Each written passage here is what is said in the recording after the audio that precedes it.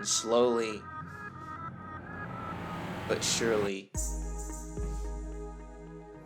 the unspeakable happens. It's this loser behind the wheel who goes through a building.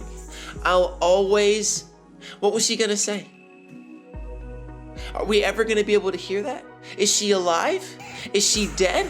I mean, when I first started reading Domestic Girlfriend, I got into it for the taboo between Hina and Natsuo, this really attractive teacher who wants her student.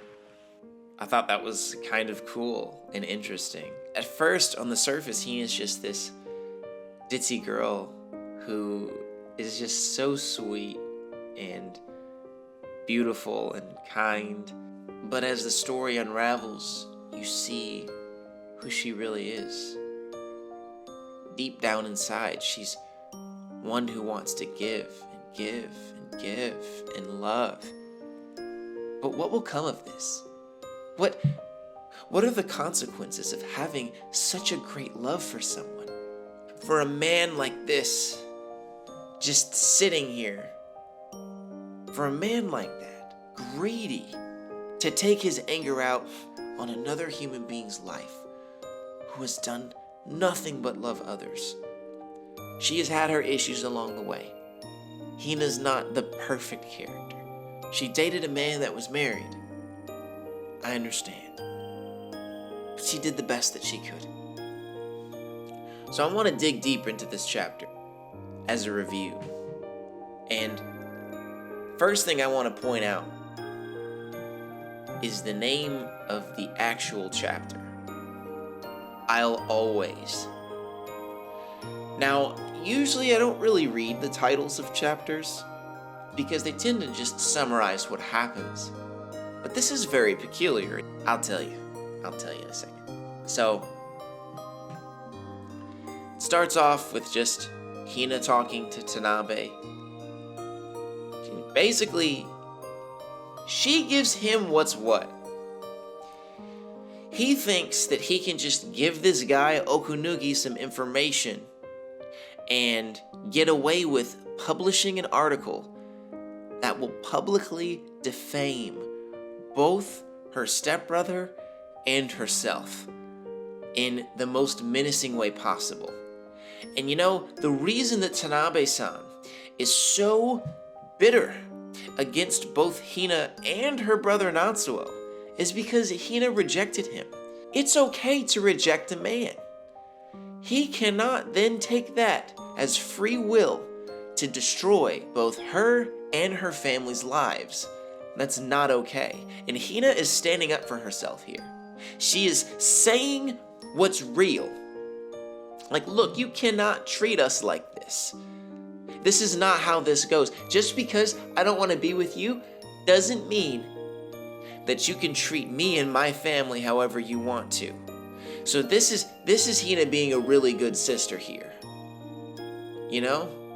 And I want you to look at this face. He says, you might have gotten away with it this time. But one day, the truth will come out. I'll make sure of it as soon as I get out of here. I'll scream about your indecency from the rooftops. You know what she says? Go ahead.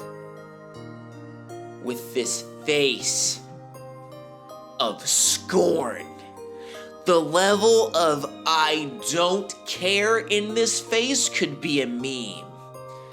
Don't look down on me like that. Don't think I'll take this looking down. Settle down in there, 63. She doesn't even care. And one thing that I wonder about this face, though, is this a face that says, I don't care about my reputation as long as my brother is okay? Or is it a I don't care in the sense of she's done with life? Maybe she feels like she can't go on anymore. So what is a squandered reputation, a purposeless life to someone who doesn't have a purpose or someone who doesn't have a reputation? I feel like this is open to interpretation because of what is about to happen in this chapter. But right now, I believe that this is a face of, I want to protect Natsuo at all costs. I'm not a big writer, he is. I need to make sure that his reputation is secure. That's what I think is going on here. But moving on, she goes to talk to Marie and basically just says, hey, I was able to protect my brother, and I think that that's really awesome. And she mentions about how she had her good luck charm, which is a remnant of Natsuo and Hina's relationship. Now, as someone who has experienced a bad breakup before, it's really interesting when someone breaks up with somebody and the thing that reminds them of that other person is a good luck charm, is a really good thing. There's always this period of difficulty, but if you're able to kind of get past a breakup and then look into your memories and see good, beautiful things that you miss, to me, that means that you were in love. She says this, we didn't end up getting married, but it's still my good luck charm. They loved each other, and you know how in the last chapter they said, oh, you were being so indecent and all this type of stuff. And she says, and what we did wasn't indecent conduct at all. We really loved each other. It's not indecent to love someone. I understand that they were teacher and student, but for that to be indecent conduct, when it comes to love, it's not. But there's one particular line I want to talk about. Give me a second to find it. Found it! When Marie says, always thinking of your family, huh? You're such a good sister. Hina really is a good sister. She's a model protector for her family. And I think her relationship with her family is so beautiful, and she's willing to sacrifice everything for them. And not even just Natsuo, as we will unfortunately see. But then she gets a text from Rui. Gonna go on a sister date. And then she says this to herself. She says, I'm sorry, Natsuo-kun. Even after all this, I can't regret what happened between us. I can't regret falling in love with you. I'll always... And she's about to say something here. This is the title of the chapter, I'll always. She sees her sister, which interrupts her thoughts a little bit. She's going to have a good night. And then they hear a car. Hina looks out, pushes Rui out of the way, and slowly but surely, the unspeakable happens. It's this loser behind the wheel who goes through a building. He's just sitting there stunned. Rui gets up as quickly as she can as Hina's good luck charm rests along her neck as she lays on the pavement. Hina.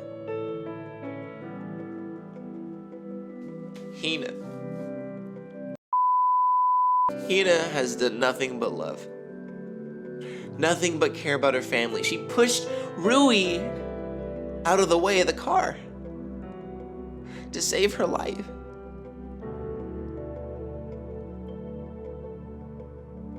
That blood on the back of her head concerns me. She's not okay. And we're left on this cliffhanger. Hina doesn't deserve to go out like this. Let me know in the comment section what you think about Hina being here, lying down on the pavement. Especially, look at this, especially after just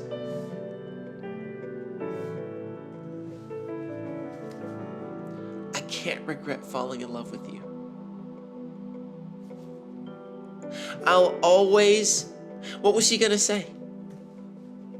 Are we ever gonna be able to hear that? Is she alive? Is she dead?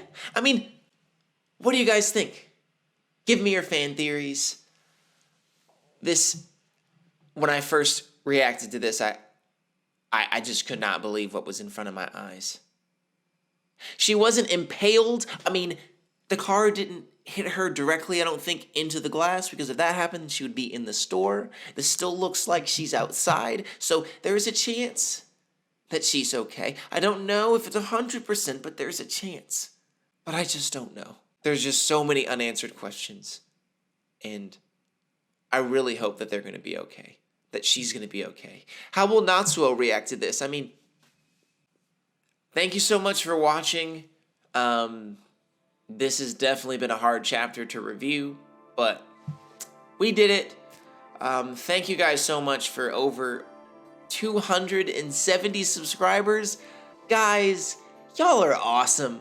Like, just y'all are so cool. I'm just glad that you want to hear what I have to say, and that you've been following me on this journey with Domestic Girlfriend. Guys, it's on. We're on this. I love y'all.